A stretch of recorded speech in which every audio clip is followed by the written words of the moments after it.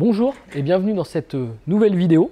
On va parler de remorques parce que vous êtes nombreux à nous solliciter et à solliciter tous les gens qui pourraient répondre à votre question, donc notamment les auto-écoles ou les choses comme ça, concernant le fait de tracter avec un camping-car et notamment qu'est-ce que je peux tracter, est-ce que j'ai le droit de tracter suivant votre permis. Donc on va répondre à cette question qui peut paraître un peu complexe comme ça, mais vous allez voir qu'elle est assez simple. Aujourd'hui, on peut tracter une remorque jusqu'à 750 kg sans modification du permis ou quoi que ce soit. Donc si vous avez votre permis voiture, vous avez le permis B. Le permis B vous permet de tracter 750 kg et ce, quel que soit le tonnage de base de votre véhicule. Donc que votre véhicule soit en 3 tonnes, en 3 tonnes 5, en 3 tonnes 2, en 2 tonnes 850, même si l'ensemble, admettons que vous avez un véhicule qui fait 3 tonnes 5, si vous rajoutez 750 kg, on est d'accord que le total ferait 4 tonnes 250, vous avez quand même le droit de tracter une remorque juste avec un permis B uniquement. Donc à préciser, donc remorque jusqu'à 750 kg de PTAC. Donc là, si demain vous dites, bah tiens, allez, je pars avec mon camping-car, je mets une remorque et dessus, je sais pas, je mets les vélos ou je mets même une moto, on sera sous la barre des 750 kg, à confirmer avec votre remorque en regardant que le PTAC soit bien inférieur à 750 kg, ou jusqu'à 750 kg en tout cas. Et à partir de là, pas de souci, votre permis B, vous pouvez rouler, aucun problème. Maintenant, il y a une petite subtilité. Alors en camping-car, on en entend un peu parler, mais aujourd'hui, on ne voit pas très bien son utilité. Il y a eu le permis B96. Donc le permis B96, qui n'est pas forcément un vrai permis, entre guillemets, c'est une formation. Et elle permettait aux utilisateurs de tracter une remorque à plus de 750 kg. Le but de ce permis-là, c'était d'avoir des remorques plus lourdes que 750 kg, à condition de ne pas excéder 4 tonnes 250 au total. Le problème, c'est qu'aujourd'hui, la plupart de nos camping-cars ou même de nos fourgons sont très souvent de base sur le châssis 3 tonnes 5. Donc si j'y mets une remorque de 750 kg, je suis à 4 tonnes 250. Donc je ne peux pas mettre une remorque plus lourde, même avec le B96.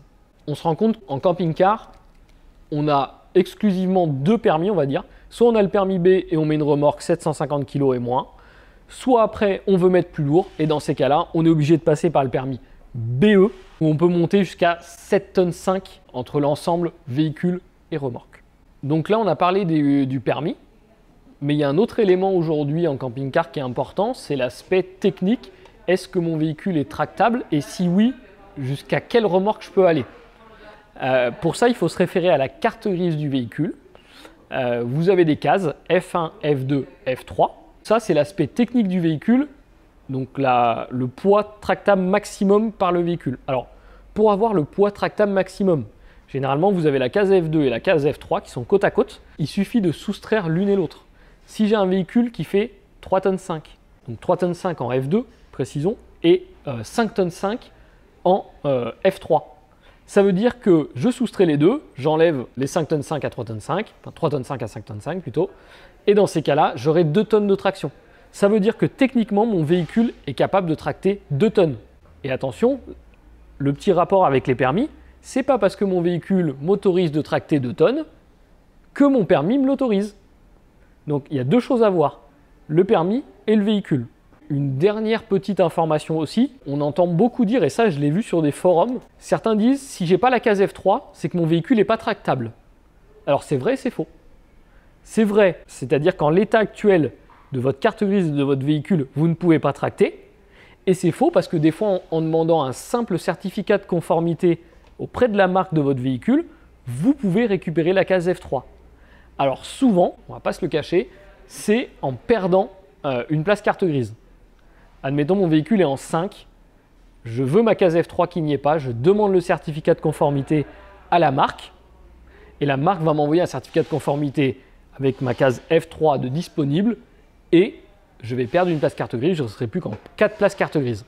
Alors attention, bien demander avant suivant ce que vous voulez faire. Est-ce que les 5 places, les 4 places sont importantes pour vous? Mais en tout cas, renseignez-vous auprès d'un concessionnaire de la marque de votre véhicule parce que techniquement, c'est réalisable des fois, quand il n'y a pas la case F3, de la faire réapparaître. Donc vraiment, le point à retenir dans la vidéo, c'est vraiment que Pour la plupart des utilisateurs, si vous regardez aujourd'hui votre permis et que vous regardez votre carte grise, votre case F3 elle sera marquée 5 tonnes ou 5 tonnes 5, peu importe. Ça veut dire que votre véhicule est bien tractable et votre permis donc B, tous les utilisateurs de camping-car aujourd'hui ont forcément le permis B pour pouvoir rouler en toute légalité, vous autorise à mettre une remorque de 750 kg. Donc vraiment, voilà, dans 80% des cas, il n'y aura absolument aucun changement à réaliser, ni sur votre permis, ni de formation à passer, ni de permis à repasser, et ni sur votre véhicule parce que la case F3 sera bonne. Donc voilà, n'hésitez pas à nous dire si vous partez avec votre remorque en camping-car, et d'ailleurs qu'est-ce que vous emmenez dedans, les vélos, la moto, etc. Partagez votre expérience dans l'espace commentaire, c'est fait pour ça. Abonnez-vous aussi, ça fait toujours plaisir de s'abonner. Et puis nous on se dit à bientôt dans une prochaine vidéo. Bonne utilisation, bon voyage, bye bye.